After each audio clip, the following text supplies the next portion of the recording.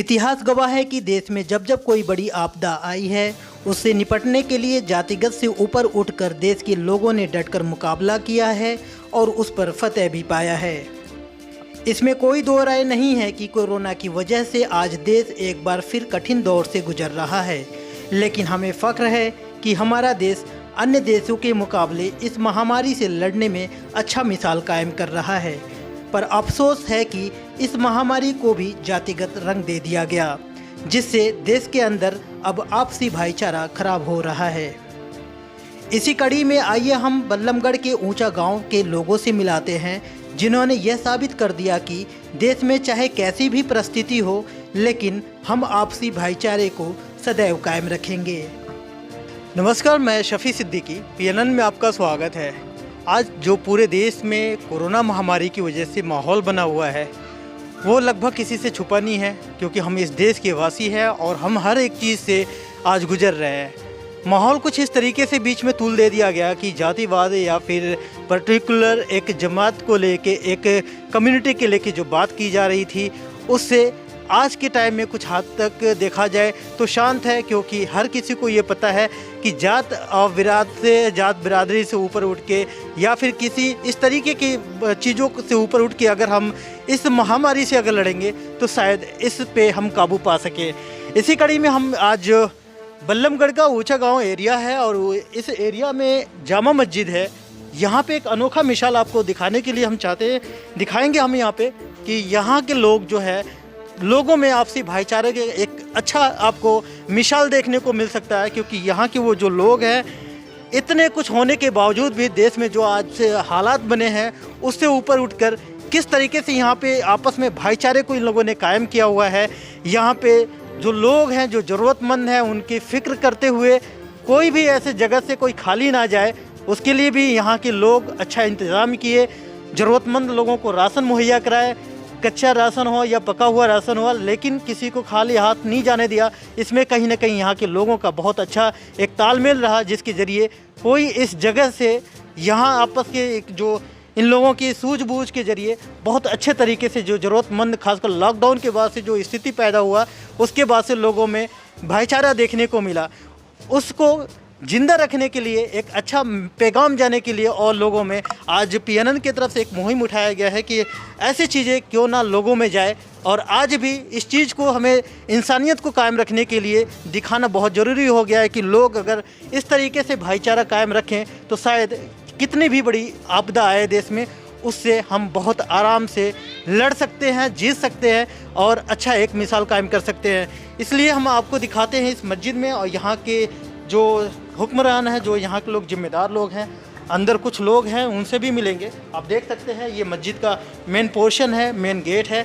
उसके बाद से यहाँ लोग हैं, कुछ लोग, तो हम उनसे बात करते हैं कि ये मिसाल जो बना हुआ है भाईचारे का, जो आपस में बहुत अच्छा एक कम्बिनेशन है, हिंदू, मुस्लिम, सिख, ईसाई, इस मस्जिद को तामीर करने में, मतलब इसको वजूद में लाने में शुरू से बात किया जाए या आज तक एक नया एक नमूना यहाँ से निकलने को मिलता है, कि मिसाल देखने को मिलता है। तो हम यहाँ पे जो इस मस्जिद के इमाम हैं जमालुद्दीन साहब, उनसे भी हम बात करेंगे कि क्या चीज़ बताना चाहते हैं, क्या लोगों को जो आज देश में बहुत विकट स्थिति है उसमें क्या मैसेज देना चाहते हैं, आवाम को क्या बताना चाहते हैं, अपने देश के लोगों को क्या कहना चाहते हैं जो आज हालात को ख़राब करने में या फिर छोटी छोटी बातों को जो तुल देने की कोशिश करते हैं, उसमें क्या कुछ ये कितना सही मानते हैं, कितना कुछ उसमें अपने तरफ से क्या कहना चाहते हैं। तो आप देख सकते हैं कुछ मुकामी लोग हैं यहाँ पे मुस्तैद है।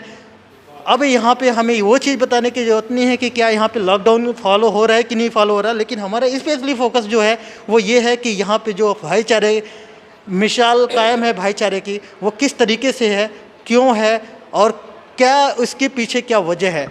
सर, आपका PNN चैनल में स्वागत है। क्या नाम है सर आपका? मौलाना जमालुद्दीन, इमाम जामा मस्जिद ऊंचा गांव, जिला अध्यक्ष जमीयत उलमा, जिला फरीदाबाद। इमाम साहब, आज जो हम लोगों का एक पहल चल रहा है, हम खासकर कोशिश कर रहे हैं कि जो आज के टाइम में बीमारी से बहुत लंबे समय से हम लोग आपस में एक अच्छा पैगाम दे के इसको लड़ने से जद्दोजहद कर रहे हैं, लेकिन भाईचारा कायम है और इसमें खासकर देखा जाए तो ऊंचा गांव से एक अच्छा मैसेज जा रहा है। क्या वजह है, कैसे ये सब हो रहा है?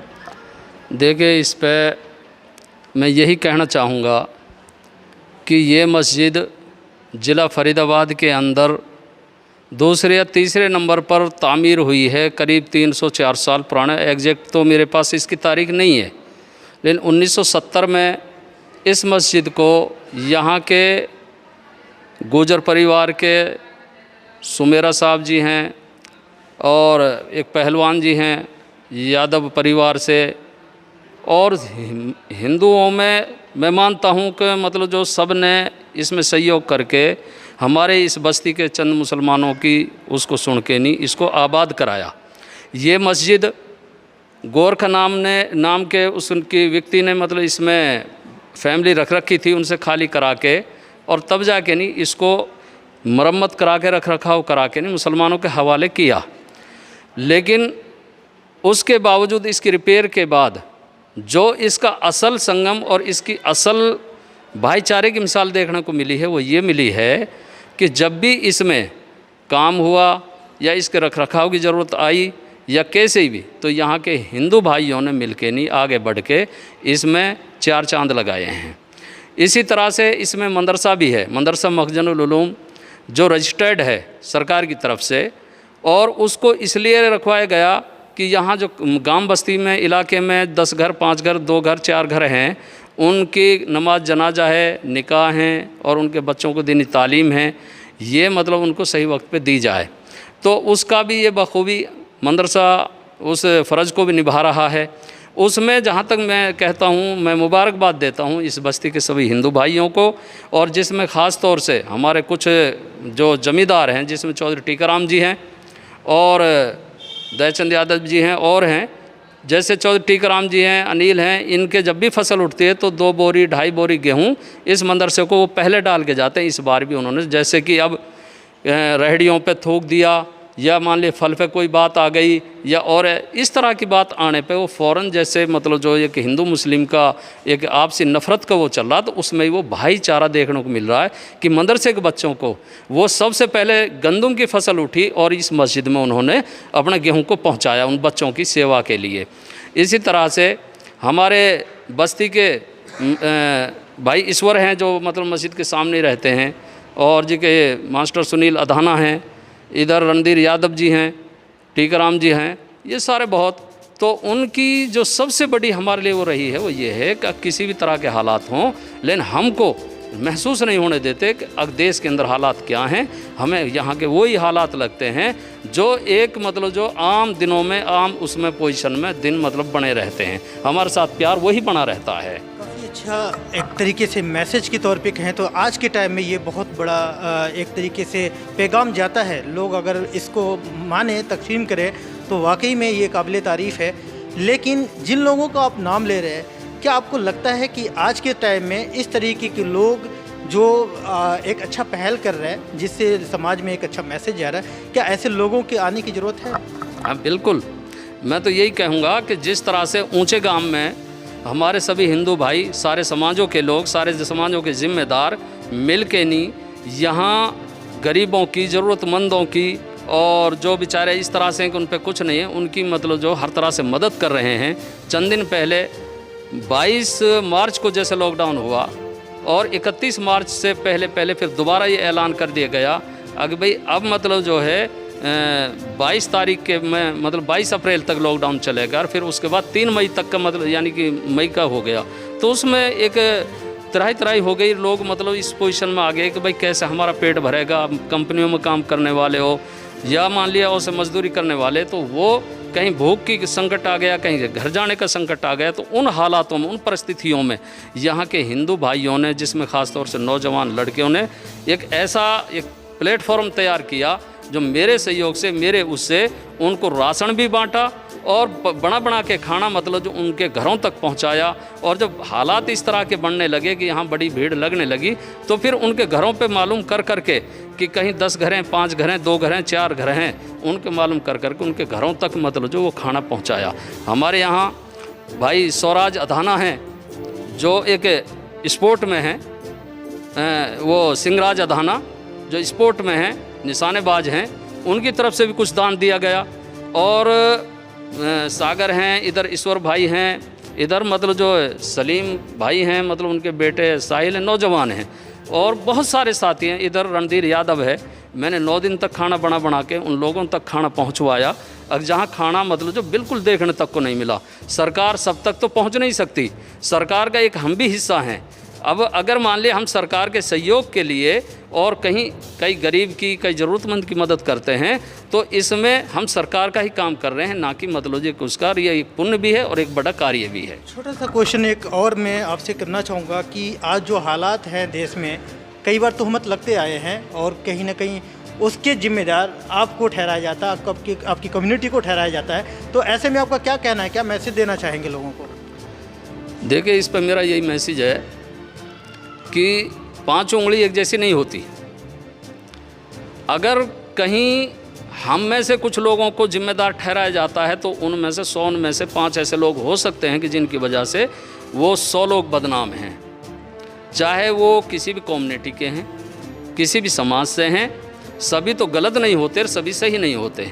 कुछ कट्टरता की उसमें आके नहीं, बहुत उल्टा काम कर बैठते हैं। कुछ सामाजिक लेवल पे और सारे देश भावनाओं को समझते हुए, मजहब को समझते हुए सही दिशा में काम कर जाते हैं। तो मैं ऐसे लोगों को तो यही मैसेज दूंगा कि जो कट्टरता के उससे मजहबी एतबार से अपने उसको करते हैं, वो किसी भी पोजीशन में कामयाब नहीं हो सकते। मजहब नहीं सिखाता कि आपस में बैर रखें। हिंदी हम वतन हैं, ये हिंदुस्तान हमारा, हम हिंदू मुस्लिम सिख ईसाई सब मिलके अगर इस देश में रहेंगे तो हम इस देश को और आगे बढ़ा देंगे। जिस तरीके से मैसेज निकल के आया है, खासकर अभी कुछ देर पहले जब बात हो रहा था, तो आप जो ये कैंपस देख रहे हैं, बड़ा अच्छा यहाँ का पहल होता था। एक बार मैं इस कैंपस के बारे में बता दूं कि आज जो माह रमज़ान का महीना चल रहा है, जैसा कि अभी थोड़ी देर पहले डिस्कस हो रहा था, तो बताया जा रहा था कि इस माह रमज़ान के महीने में इस कैंपस में जब पहला या दूसरा रमज़ान का रोज़ा होता है, उस दौरान पूरा ये कैंपस भरा होता है, तो उसमें पहचानना मुश्किल हो जाता है कि कौन हिंदू है, कौन मुस्लिम है। आज बदकिस्मती के है या फिर कुदरत की मार के है, जिसकी वजह से आज ये खाली दिख रहा है। लेकिन ऐसा इन लोगों का मानना है कि ये जो आपसी भाईचारा है वो कभी मिटेगा नहीं, सदियों से चलता आया है और चलता रहेगा। यहाँ पे वो दिन आएगा फिर जब लोग आपस में बैठ के एक दूसरे के साथ रोज़ा इफ्तार जो कहते हैं, खास करके माह रमज़ान का जो शाम का पहर होता है, रोज़ा खोलने का टाइम होता है, उस टाइम पे ये जो हर कौम के लोग बैठ के यहाँ पे रोज़ा इफ्तार करते हैं वो बरकरार रहेगा। और भी लोग हैं, उनसे हम बात करते हैं, देखते हैं क्या निकल के आता है। क्या नाम है जी आपका? सलीम खान जी। सलीम जी, जो आज जो हालात है और ख़ासकर आप लोग यहाँ के लोकल हैं, और अच्छा आपको बाकी और भाइयों से अदर यहाँ सभी भाई जितने भी हैं सारे सहयोग कर रहे हैं, वैसे वो हिंदू हैं या मुसलमान हैं, सारे ही यहाँ सहयोग ही दे रहे हैं। किसी बात की कोई हमें चिंता ही नहीं है, किसी प्रकार की भी। और जो है यहाँ जितने भी हमारे हिंदू भाई हैं सारे हमसे हर चीज़ के बारे में पूछते हैं, भाई कोई परेशानी तो नहीं है। या वो हमारे टीकाराम अधाना जी हैं, दयाचंद पार्षद जी हैं, सामने ईश्वर हैं, और भी यहाँ काफ़ी बंदे ऐसे हैं जो कि हमसे सब पूछते हैं कि भैया किसी बात की कोई परेशानी तो नहीं है। ऐसा है कि हमारे यहाँ सारे मिलजुल कर ही रह रहे हैं। इस मस्जिद में ऐसा कुछ भी नहीं है कि जिससे हमें कोई परेशानी हो या कोई बाहर का बंदा आके हमें कोई परेशान करे। क्या नाम है जी आपका? ईश्वर सिंह। ईश्वर सिंह जी, आप यहीं सामने मस्जिद सामने रहते हैं। आप जब सामने रहते हैं तो मुझे लगता है कि आप यहाँ पे मस्जिद के बारे में आप बहुत अच्छे से जानते होंगे। आप जब यहाँ के लोकल हैं तो आपको क्या लगता है कि यहाँ पे कुछ कैसा माहौल है इस मस्जिद में, या फिर क्या मैसेज जाता है यहाँ से? बढ़िया, मैं तो कोई नहीं आता है, वैसे जरूरत नहीं है, बढ़िया हिसाब है। हाँ। क्या कहना चाहेंगे आप? बहुत करीब से इस मस्जिद को, यहाँ के लोगों को देखा, क्या कहना चाहेंगे ऐसे मौके पे? यहाँ पे बहुत बढ़िया हिसाब रह रहा है, कोई दिक्कत नहीं किसी बात की भी। अपना मौलवी जी भी हैं हमारे, सुनील राणा जी भी हैं, सलीम जी हैं, बाकी सब मिलजुल के अपना रह रहे हैं, कोई ऐसी कोई दिक्कत नहीं आ रही है। जिस तरीके से बात यही आ रहा है कि कुल मिला जुला कि भाईचारे को कायम रखने के लिए हर किसी का पहल है, जो आज यहाँ ऊंचा गांव में देखने को एक नया मिसाल की जो बात आ रही है वो बेशक कह सकते हैं कि मिल रहा है देखने को।